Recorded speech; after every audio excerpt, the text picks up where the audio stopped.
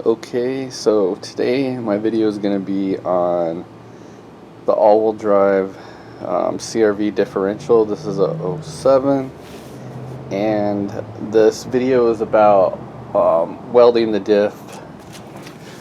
You can buy a Gear X one, but I think with tax and everything it's going to be close to like $1,100, $1,200. I don't want to spend that. I'd rather just lock the damn thing solid so both of the wheels turn back there. So I'm just gonna cheap out and do it this way. I should be okay for the most part because I don't really care as much about this because this is easy access. I can pop this in and out and get to it anytime. Inside the transmission I am gonna buy, I think, what is it, a Wavetrack differential. Like, just get the good one because I don't want the front wheels to be chirping.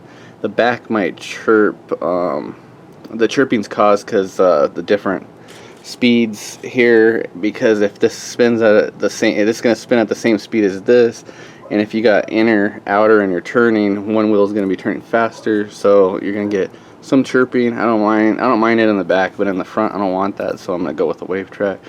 And you can see right here I got all my parts. The only part I'm missing is another drive shaft. This is the rear drive shaft. This one's kind of rusted. It's missing the plastic here, but I cleaned it off. But the ends are nice and clean.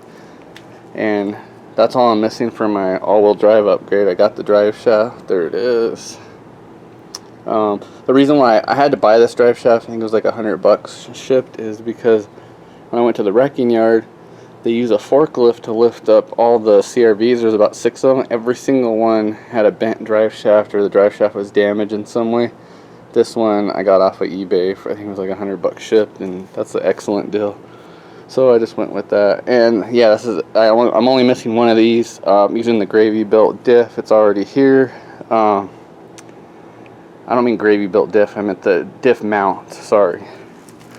And that's the only piece that I'm missing is another axle, and you need 2 of these off of the rear CRV driver's side. It's the driver's side that's shorter. People are telling me passenger side and driver's side and all these different answers, but I can confirm for a fact that with the gravy built diff mount, you're going to need 2 rear driver's side short axles for that. And let's see. Since I already got the bolts popped off, I'm going to show you exactly how I'm going to weld this and how to weld this properly, because a lot of people I see welding this are flat out doing it wrong.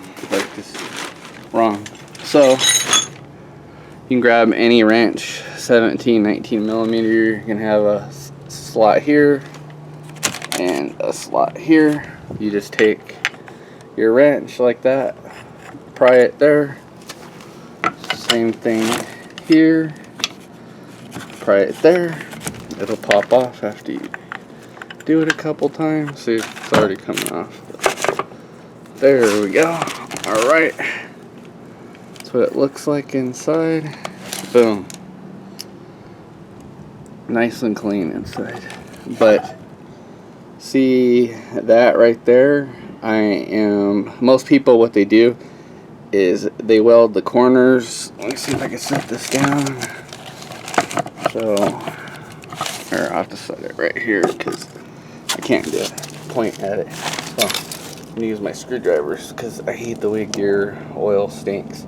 So what they normally do is they weld that corner, they weld this corner, they weld this corner, and then they weld this corner. So all 4 corners they weld, and that's not actually the proper way to do it. You do have to weld on both sides, the front and the back of this, but what you actually do is, I bought this at Lowe's. This is what I'm using right here. It's like 16 bucks. I'll probably make a few of them, maybe sell some of these, cut them out. But you're definitely gonna cut a plate that fits that. I have to take measurements, so this will just be part 1 of the video. So I'm gonna cut a rectangular piece out, fit it into the diff, And then you're going to weld, once it's in the diff, you're going to weld the corners. Then you're going to weld all along until it's one solid piece.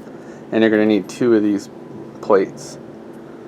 And this is 3/16. It should, you can see its thickness. It should be thick enough. It doesn't really flex much.